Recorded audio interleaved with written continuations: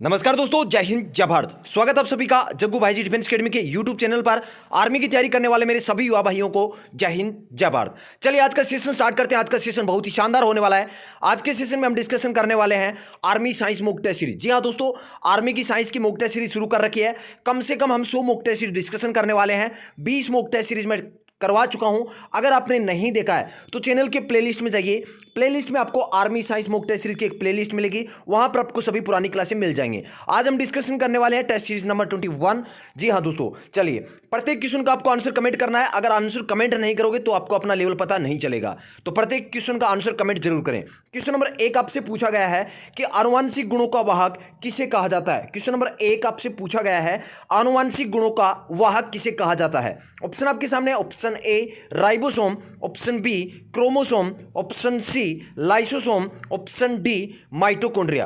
तो question number 1 का right answer रहेगा ऑप्शन बी। ऑप्शन बी आपका सही होगा, क्रोमोसोम। जी हाँ दोस्तों, आनुवंशिक गुणों का वाहक किसे कहा जाता है?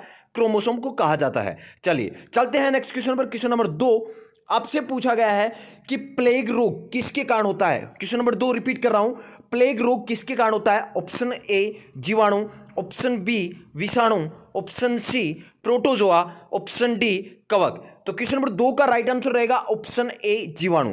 प्लेग रोग किसके कारण होता है? जीवाणु के कारण होता है। चलिए चलते हैं नेक्स्ट क्वेश्चन पर। क्वेश्चन नंबर 3 आपसे पूछा गया है कि नींबू का खट्टा स्वाद किसकी मौजूदगी के कारण होता है। Option A formic acid, option B citric acid, option C oxalic acid, option D acetic acid. तो क्वेश्चन नंबर 3 का राइट आंसर रहेगा ऑप्शन बी साइट्रिक एसिड। नींबू का जो खट्टा स्वाद होता है वो किसकी मौजूदगी के कारण होता है?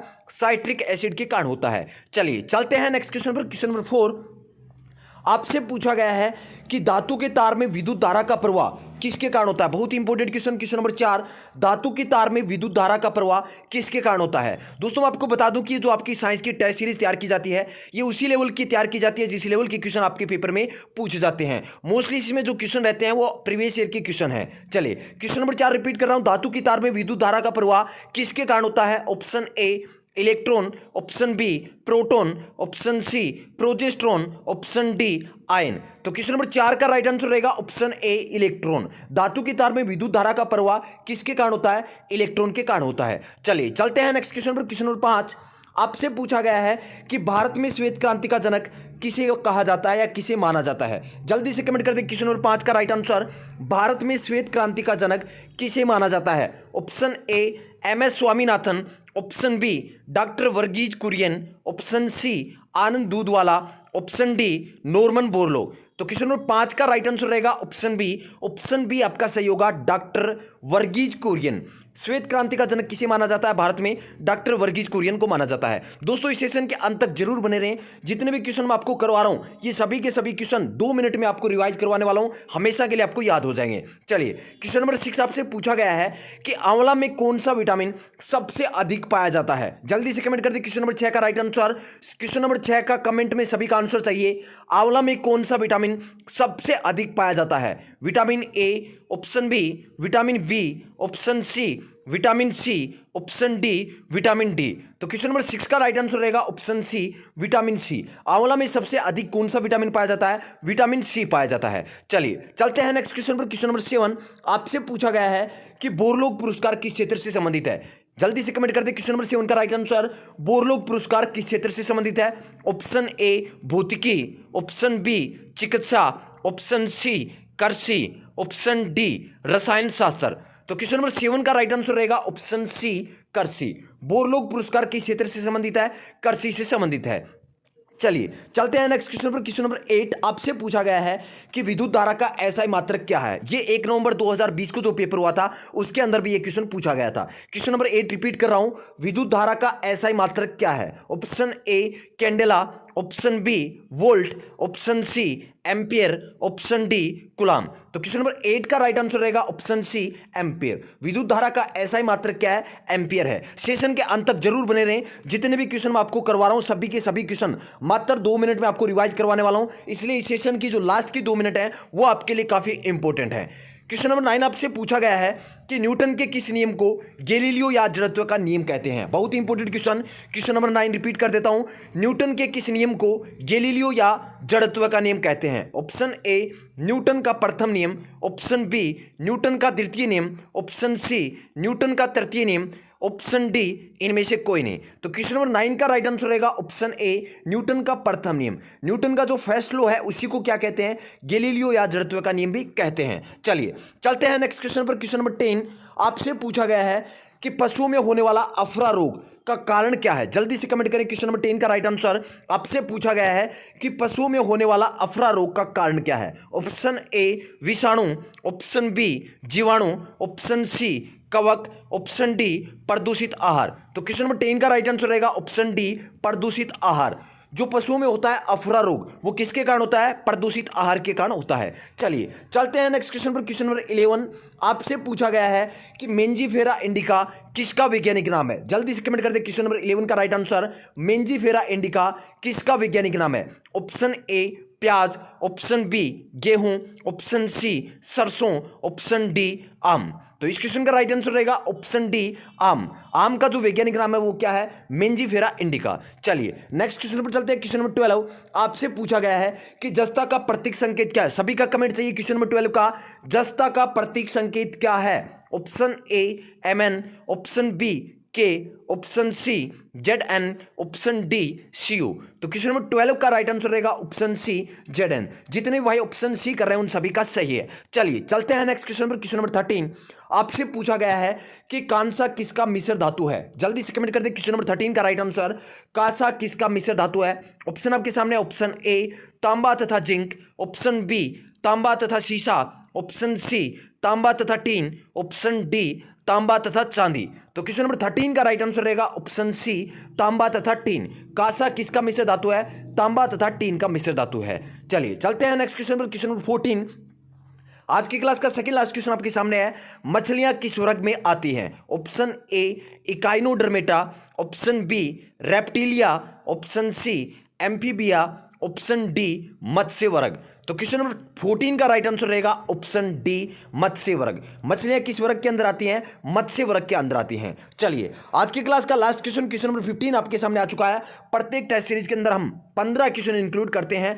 21 टेस्ट सीरीज में आपको करवा चुका हूं। अगर आपने नहीं देखी है तो अभी के अभी चैनल के प्लेलिस्ट में जाइए।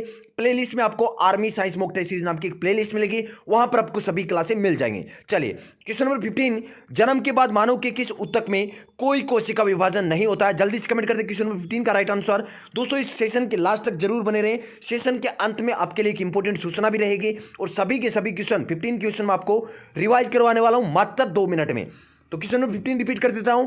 जन्म के बाद मानव के किस ऊतक में कोई कोशिका विभाजन नहीं होता है। ऑप्शन ए कंकाल, ऑप्शन बी संयोजी, ऑप्शन सी जनन, ऑप्शन डी तंत्रिका।